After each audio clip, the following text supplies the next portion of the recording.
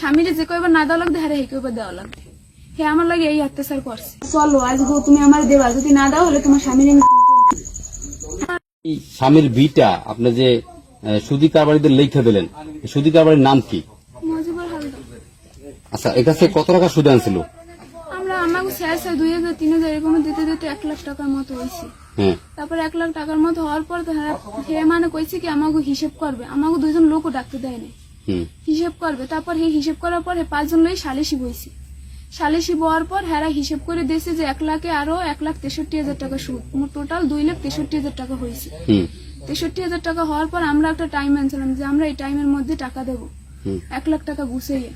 তারপর আমি 1 লাখ টাকা গুছাইতে পারিনি। তারপর হে বলতেছে আমার সব টাকা লাগবে, এরকম মানে অনেক অত্যাচার আমার উপরে করছে। যেদিন আমি ওরা না দিতে পারতাম সেদিন আমার উপরে অনেক অত্যাচার করছে। কি ধরনের অত্যাচার করতো?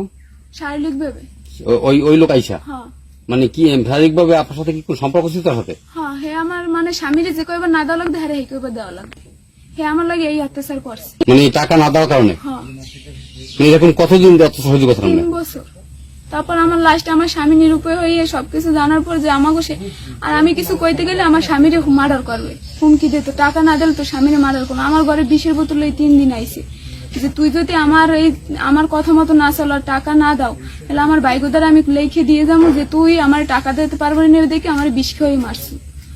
তখন আপনি নিরুপায় হয়ে কি করছেন? নিরুপায় আমার জীবনই হারিয়ে দিয়ে দিছি। আচ্ছা, এই বিষয়টা কি আপনার বাড়ির মানুষ জানতো? আমি জানতে কিনা জানি না, কিন্তু হেরা হয়তো এলাকার সবাই জানছে বা পিছনে বদনাম বলছে, কিন্তু এখন কেউ আমার সামনে বলে না বা আমার বাড়ির লোক আমার পক্ষে একটা কথাও বলে না। আমার সবকিছু শেষ হয়ে গেছে, তারপরে হেরা কিছুই বলে না। ওই পেশাটা কাজ হবে? ওইটাও আর এটা কি আপনি পরীক্ষা করলে আপনি প্রমাণিত করতে পারবেন? হ্যাঁ পারবো। আর আপনি কি চান সর্বশেষ? সর্বশেষ আমি চাই আমার পোতা, আমি মাই পড়লে কোথায় যাব?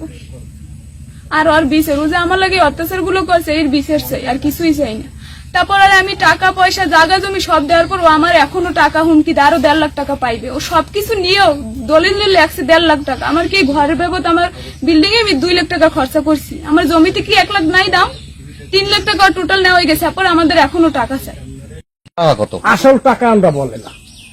কি বলেন? এই যারা আছে আপনারা সালিশিদাররা বোঝেন না, এরা বলে নাই। এরা যখন আমরা জিজ্ঞেস করছি কত টাকা, এই টাকা, হ্যাঁ এই টাকা, তাহলে ওই টাকা আমরা লিখছি। কিন্তু উনি তো আপনাদের কাছে বলছে যে এত টাকা পাইবে আসল। না না, ওখানে বলা হয় নাই। ওখানে জমিটা উনি লেখা নিল, কতটুকু জমি নিয়েছে? জায়গায় জমি নিয়েছে 4 শতাংশ 25 পয়েন্ট। কয় টাকার বিনিময়ে? এরা 2,63,000 টাকা। আপনি কি সালিশিদার ওই ছিলেন? না, ওইখানে আমি ছিলাম। আমি শালিদার আরো গণ্যমান্য পাত্র ছিলাম। আমি কে কে ছিল? নিরুপায়। এখন নিরুপায় বাসা পোলাবান নিরুপায় কেন আপনি নিরুপায় কেন একটু বলেন তো? মানে আমার এলাকার কোন পাই না, শ্বশুর বিচার বা কোন পাই না। আপনি কত টাকা আনছিলেন সুদে? 1 লাখ। কার কাছ থেকে? মজিবের কাছ থেকে। কত বছর আগে? 3 বছর আগে। সেই টাকায় সুদ বাড়তে বাড়তে কত টাকা হয়েছে? মানে সালিশের মাধ্যমে হিসাব করায় 2,63,000 পর্যন্ত। সেই টাকা পরিশোধ করতে না পারা আপনি কি করছে? আমি জমি দিতে বাধ্য হয়েছি। এখনো টাকা মানে কি কারণে? মানে টাকা দিতে পারেন, টাকা দেবেন আস্তে আস্তে, জমি দেবেন কিনা? মানে শারীরিক নির্যাতন বা মানসিক অত্যাচার কারণে আমি মানে নিরুপায় ওই জায়গা বাচ্চা পোলাবানের দূরে যাবো শান্তি করে থাকার জন্য আমি জায়গার উপর লিখে দিছি। করে এটাই শুনছি, ঠিক আছে। তো মানে আর ঘরে আইতো বা যাইতো, এই আমরা দেখতাম পাড়া প্রতিবাসীতে, আমরা কিছু মানে বইতে আমরা কইতে পারতাম না। হ্যাঁ বইতে আর কি। কার বইতে? এই মানে যে মুজিবুর রহমান। হ্যাঁ, তার বইতে আমরা কিছুই বলতে পারতাম না। তোমার লাগে আজ কথা আছে বা চলো আজ তুমি আমার দেবা, যদি না দাও হলে তোমার স্বামীর আমি খুন করবো। তারপর আমার ঘরে 3 দিন 20-এর বোতল আমার খুন করবে এই হুমকি দিতে।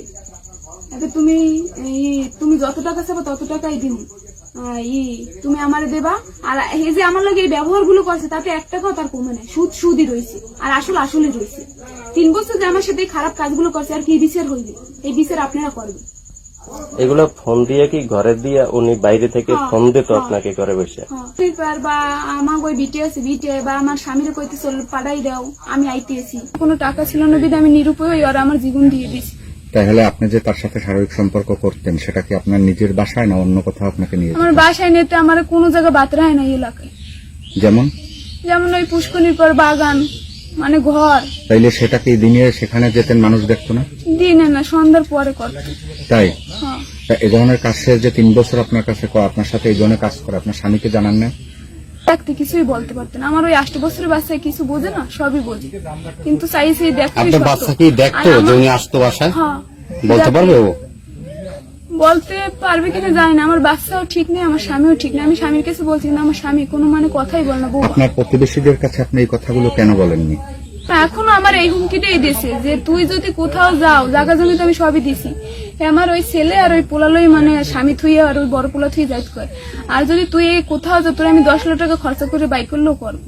মানে বুঝিনি আপনার কথা। এই যে জমিটা আপনার লেখে নিছে, এরপর মানে আপনি এখন এই আমারই জমিতে নিছে। সে থাকতে বলছে, থাকতে পারে না এখন, মানে লামাই দেওয়ার লাগে হে প্রস্তুত, প্রতিদিনই লোক পাঠায়। নামাই দেওয়ার জন্য প্রস্তুত। আপনাকে কি সে বিবাহ করতে চায়, এটা কি বলছে? হ্যাঁ, আপনাকে সে বিবাহ করতে চায়, তো তখন আপনি তাকে কি বলছেন?